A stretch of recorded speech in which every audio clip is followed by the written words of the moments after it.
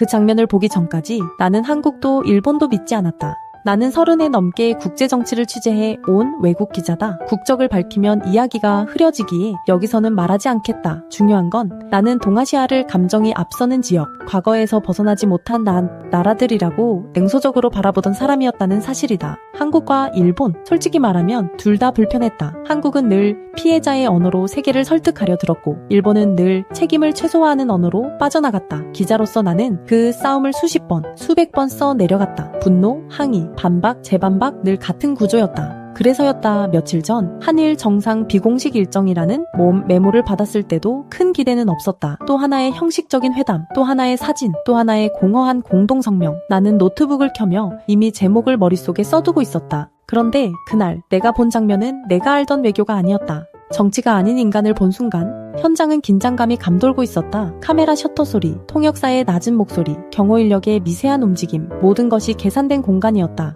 그러다 갑자기 예상에 없던 장면이 나왔다. K-팝 음악이 흘러나왔다. 나는 순간 귀를 의심했다. 외교 현장에서, 그것도 한일 정상 앞에서 K-팝이라니 가벼운 연출인가? 이미지 세탁인가? 내 안의 냉소가 자동으로 고개를 들었다. 그런데 그 다음 장면에서 나는 노트북 자판 위에 올려둔 손을 멈췄다. 두 정상이 웃고 있었다. 어색한 미소가 아니라 정말 인간적인 웃음이었다. 그리고 그들은 드럼스틱을 들었다. 완벽하지도 않았고 연습한 티도 났다. 박자는 조금씩 어긋났고 손놀림도 서툴렀다. 그런데 이상하게도 그 장면은 연출처럼 보이지 않았다. 그건 외교 이벤트가 아니라 두 사람이 같은 리듬을 맞추려 애쓰는 모습이었다. 나는 그때 처음으로 한국이라는 나라가 얼마나 계산된 용기를 가진 국가인지 느끼기 시작했다. 한국은 왜 총 대신 음악을 꺼냈는가? 많은 나라가 힘을 과시할 때 군사력을 보여준다. 전투기, 항공모함, 미사일, 특히 분단 국가인 한국이라면 더 그럴 법하다. 하지만 한국은 달랐다. 이날 한국이 선택한 건 군사도, 경제수치도, 역사문서도 아니었다. 문화지였다. 그것도 세계에서 가장 대중적이고, 가장 젊고, 가장 감정적인 언어인 K-팝. 이 선택은 가벼워 보이지만 사실 극도로 전략적이다. K-팝은 한국 내부만의 문화가 아니다. 이미 전 세계 수억 명이 공유하는 공통 언어다. 즉, 한국은 이 자리에서 일본뿐 아니라 세계 전체를 상대로 메시지를 던진 것이다. 우리는 과거에만 갇힌 나라가 아니다. 우리는 분노 대신 리듬을 선택할 수 있는 나라다. 기자로서 나는 깨달았다. 이건 이벤트가 아니라 선언이었다. 일본보다 한 발 앞서 있었던 한국의 자신감. 솔직히 말하자 일본은 당황해 보였다. 준비된 문장과 달리 표정은 즉흥적이었다. 그리고 그 즉흥성 앞에서 한국은 전혀 흔들리지 않았다. 이 차이는 어디서 왔을까? 나는 곧 이해했다. 문화에 대한 소유감의 차이였다. 한국은 자기 문화가 세계에서 어떻게 소비되고 있는지 정확히 알고 있다. 자랑스러워하지만 과장하지 않고 개방적이지만 주도권은 놓치지 않는다. 반면 일본은 여전히 문화와 정치 사이에 벽을 두고 있었다. 문화는 민간의 것, 정치는 국가의 것이라는 오래된 분리. 그날 현장에서 한국은 그 벽을 이미 허문 상태였다. 내가 미워하던 한국이 내가 존경하게 된 한국으로.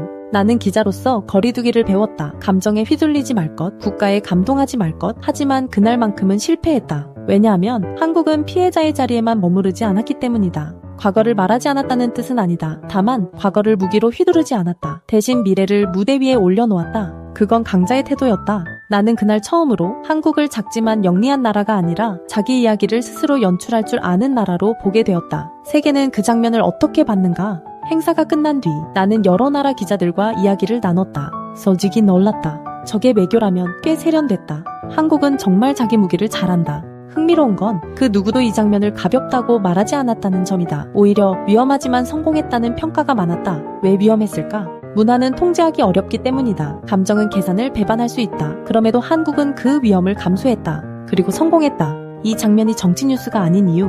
이 이야기가 중요한 이유는 정상들이 드럼을 쳤기 때문이 아니다. 중요한 건 한국이 더 이상 설명하는 나라가 아니라 보여주는 나라가 되었다는 사실이다. 설명은 반박을 낳지만 장면은 기억을 남긴다. 나는 기자로서 수많은 공동성명을 잊어왔다. 하지만 그날의 리듬은 아직도 귀에 남아있다. 한국인에게 이 장면이 의미하는 것, 이 글을 읽는 한국인에게 말하고 싶다. 당신들의 나라는 이제 누군가에게 사과를 구걸하거나 이해를 호소해야만 존재를 증명하는 단계에 있지 않다. 당신들의 문화는 이미 세계의 언어다. 그리고 그 문화를 외교의 한복판에 올려놓을 수 있는 담대함은 아무 나라나 가질 수 있는 것이 아니다. 나는 이제 이렇게 기사를 쓴다. 집으로 돌아오는 비행기 안에서 나는 제목을 다시 썼다.